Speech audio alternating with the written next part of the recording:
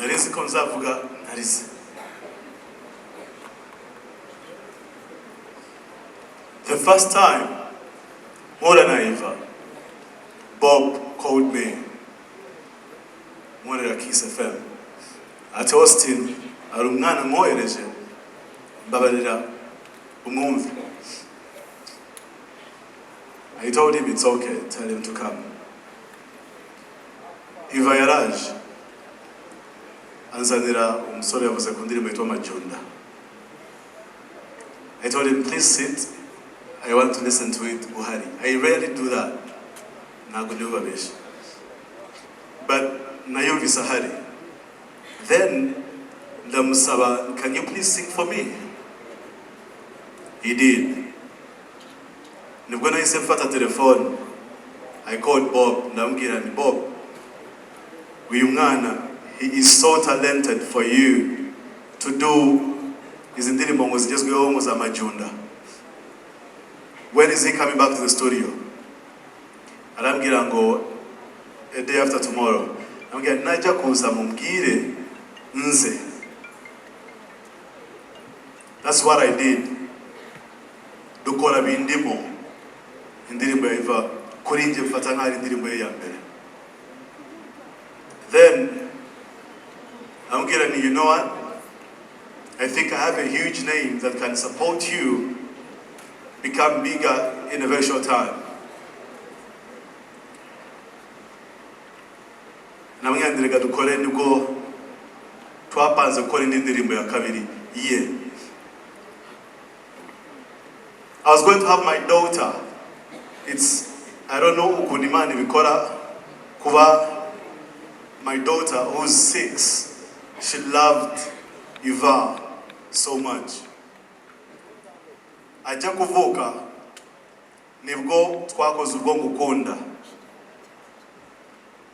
Nari nyabije for a few minutes, 30 minutes, njya muri studio. Usanga yatangiye gukora ubwo ngukunda yashizemo igitero cya mbere. We recorded the song in 30 minutes. Indirimbo birarangiye. Ikintu cyari kiri mu mutwe wanjye was like, I want everyone to hear this voice. I don't know if I'm wrong, but I think this kid is the next thing. Sinzi niba bari mumve nkuko nje ndi kumwumva. Frankly, I'm glad kuba mwaramwumvise uko namwumvise.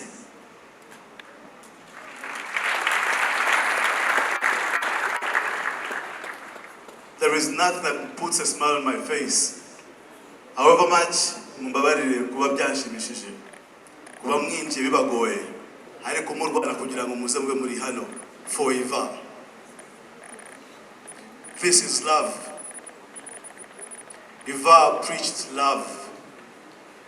Eva yaretse kuba umuhanzi namenye turi bakuru. He became my brother. He became my little brother. There is a time yavuye muri new level, his record label. Yaraje angisha inama. Arambwira ati Austin, these guys baramunda ariko I think there is something missing. So I told him, I'm going to make you a bait. I was like, why? Namubwira reka umugire bait. Vayo. Ati njehe ni wowe vayo tu. No mara kuvayo, they will see your potential. Nagachiro fite, you will also see ko you need them. Amaze kuvayo, njenja kwa medicine na jamani namubwira sasa rero, you know what? Uriya mwana nubwo mumuretse, like it's for your best interest kuba yagaruka. Njano kwa Ivana namubwira sasa rero, subona ko wagiye ukamara meza ngahe nandiri muri gusora. I think it's better you go back. That's when they got back together. I know you guys didn't know it. Mehdi, I'm sorry. But I had to use you somehow. And indeed, it worked. Eva was so humble. Amaze gutwara Prix de Gouverne, Avuze muri tour. The first thing he did, yaje kundeba kuri Kiss FM. Yakoze surprise, I didn't know. Navuye kuri radio, ndi kumwe na Victor Rukotana, musanga hasi. Arambwira ngo big bro, I don't know if you know, but I love you so much. That was the first time. I wasn't used to telling my brothers to vukana komba kunda. Nabyigiye kuri Iva. Dusanzwe turi inshuti cyane ku buryo no mu kurwara kwe. We had a group of friends, jewe, it's weird. Jewe ibaze kuba Austin ari inshuti cyane na Israel Mbonyi. Nawe byibaze. Na Iva BURAVAN na manager wa Arthur Munyarwere.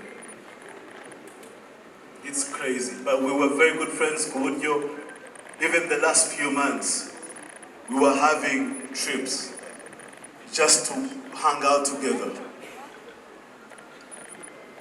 Iva twagomba kujya mu bukwe bw'inshuti yacu nibwo yarwaye. Njya kumusura nje na Mbonyi na Nice kwa muganga na mama Divine. Aratubwira ati Austin mugiye kujya mu bukwe, but sing for me na kibazo. We did just that. The following ubukwe burangiye, the first stop we did, we said Iva ari kwa muganga, let's go see him tumuhe raporo yuko byagenze. He was so sure ko azava mu bitaro vuba. Iva icyo gihe agomba gukora ikizamini kugira ngo barebe what was wrong. Tugeze aratubwira ati bagikoze. So when I met the brothers barambwira ati bagikoze ariko babuze indwara. Nubwo twatangiye gushaka abandi baganga duhamagare kanaka kugira ngo turebe nimba bamufasha. In the morning, I'm get bro, I'm going to go to so I think let's look somewhere else. Iva, mu cyumweru cya nyuma mbere yuko ajya India, turi kumwe mu bitaro. Faisal, ndakubwiza ukuri, yari akomeye umutima no mu mutwe kurusha his body. Ku buryo yadukomezaga twebwe ndibuka najyanye na Christian. Why am I standing here? Iva yanyigishije, I knew it, ariko yongereye gukunda abantu muri nje. Iva yigishije inshuti ze zose gukundana. Let's love each other, man. Let's forget about whatever is actually happening between me and you, whoever, or whatever. Let's preach love like what Iva preached. Just like his last song. I know kuna kuvuga ngo urukundo rwabaye ruke. Ntabwo ari byo.